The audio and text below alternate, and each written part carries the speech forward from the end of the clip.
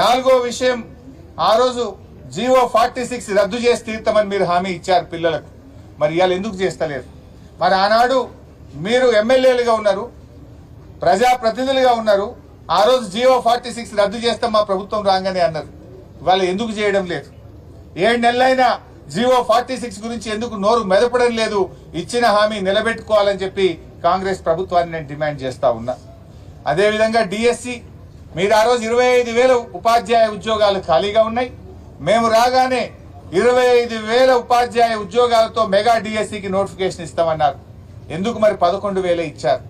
ఇచ్చిన మాట ప్రకారంగా మరో 14,000 ఉద్యోగాలు పెంచి ఆ 25,000 ఉద్యోగాలు ఉపాధ్యాయ ఉద్యోగాలను భర్తీ చేయాలని చెప్పి నేను ప్రభుత్వాన్ని డిమాండ్ చేస్తా ఉన్నా.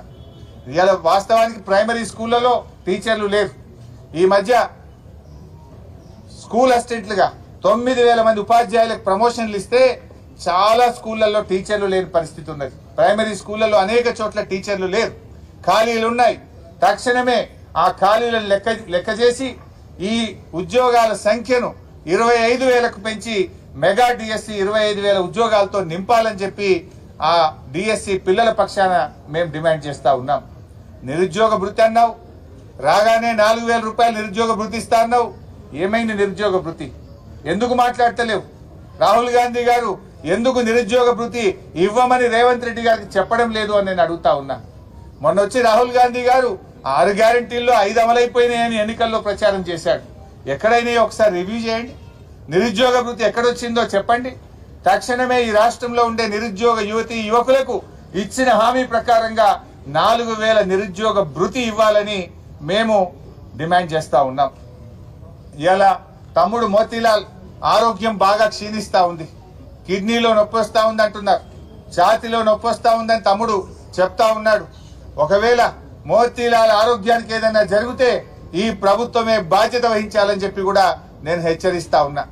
ఇన్ని రోజులైనా 7 రోజుల నుంచి నిరాహార దీక్ష చేస్తే ప్రభుత్వం నుంచి ఎందుకు మంత్రులు మాట్లాడారు? ఎందుకు ముఖ్యమంత్రి గారు స్పందించారు?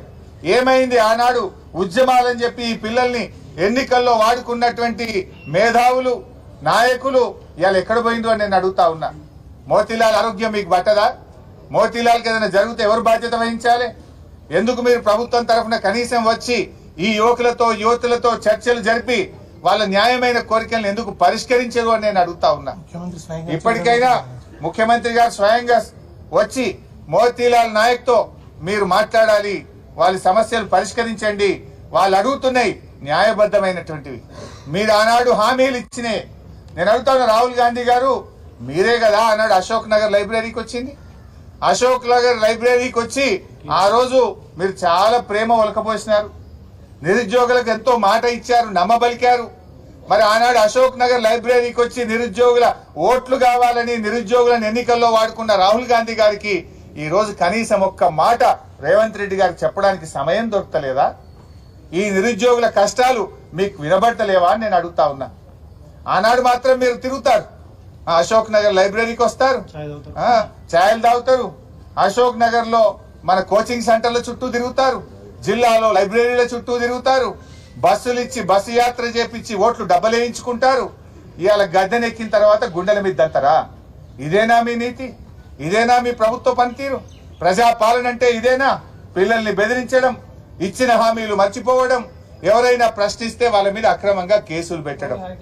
ఇవాళ దయచేసి ఇప్పటికైనా ఇవి మానుకోండి, ఇచ్చిన హామీలు నిలబెట్టుకోండి. తక్షణమే ముఖ్యమంత్రి గారు, ఈ రాష్ట్ర ప్రభుత్వం ఈ నిరుద్యోగ యువతి యువకులతో చర్చలు జరిపి ఇచ్చిన హామీలు అమలు చేయాలని చెప్పి మేము డిమాండ్ చేస్తా ఉన్నాం. రేపు అసెంబ్లీ సమావేశాలు ఎప్పుడు ప్రారంభమైనా ఈ ప్రభుత్వం మీద ఒత్తిడి తెస్తాం, అసెంబ్లీని స్తంభింపజేస్తాం.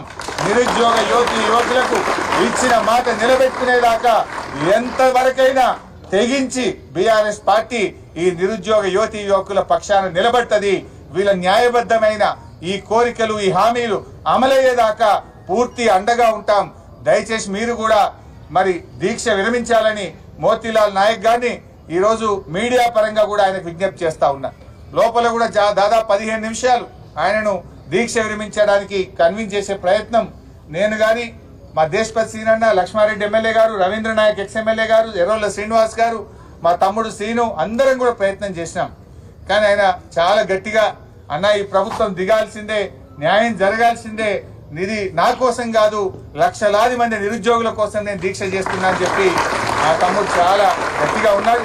అందువల్ల తమ్మునికి ఏమైనా కాకముందే తక్షణమే ప్రభుత్వం స్పందించాలి, ముఖ్యమంత్రి దిగి రావాలి, ప్రభుత్వం చర్చలు జరపాలని చెప్పి కోరుతా ఉన్నా. పెద్దలు కోదండరామ్ సార్ కూడా నేను కోరుతా ఉన్నా, మీకు ఇవాళ ఎంతో గౌరవం ఉండే, మరి ఆ గౌరవాన్ని మీరు నిలబెట్టుకోండి.